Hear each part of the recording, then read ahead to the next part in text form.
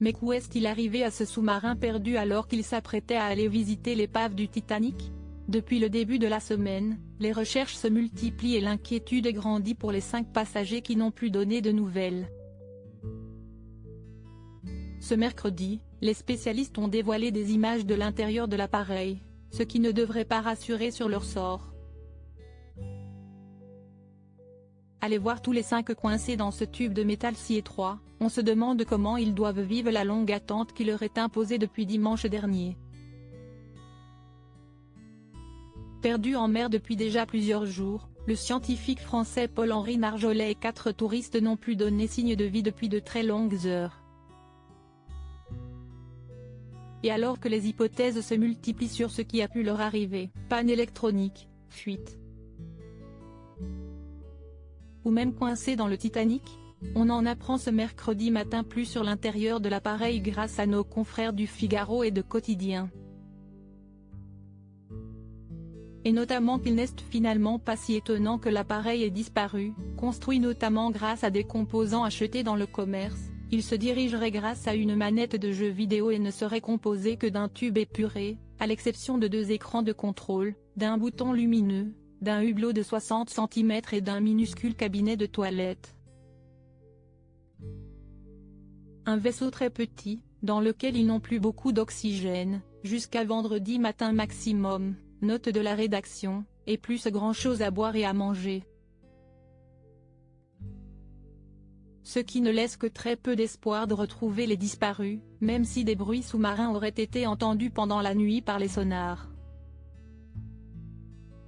Il faut dire que même Paul-Henri Narjolet, qui était descendu plus d'une 30aine de fois vers le Titanic et qui est sans doute le pilote le plus expérimenté du monde à ses profondeurs, selon l'un de ses amis, avait une certaine appréhension à l'idée de descendre dans cette toute petite boîte de métal, appelée le Titan et décrit comme rudimentaire. Système de guidage par SMS, surtout que celle-ci s'était déjà perdue dans la mer pendant 2h30 pour sa dernière sortie en mer à l'été 2022.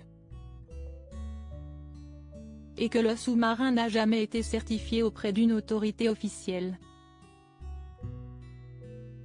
Son submersible était tellement innovant, avec une coque en fibre de carbone remplaçant l'acier pour résister à la pression des grandes profondeurs, qu'il ne rentrait pas dans les cadres habituels de l'industrie navale, rappelle OceanGate, l'organisateur de l'exploration.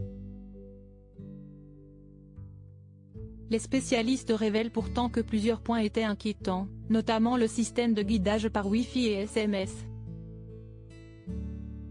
Des détails qui n'ont pas été relevés par les porte-paroles du groupe, plutôt silencieux sur le drame qui est en train de se jouer en Atlantique.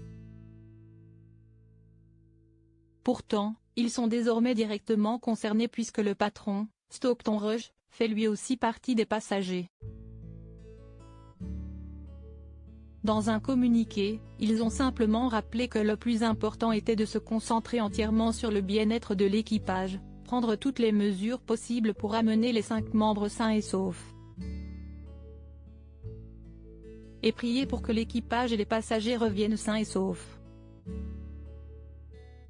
Alors, doit-on garder espoir sur le fait de les retrouver en vie? Si les bruits entendus sous l'eau sont plutôt un bon signe, les amis du plongeur français sont unanimes, si quelqu'un peut s'en sortir, si est bien lui. Mais attention, même remontés à la surface, les passagers ne seront pas sauvés, la porte ne s'ouvre que de l'extérieur,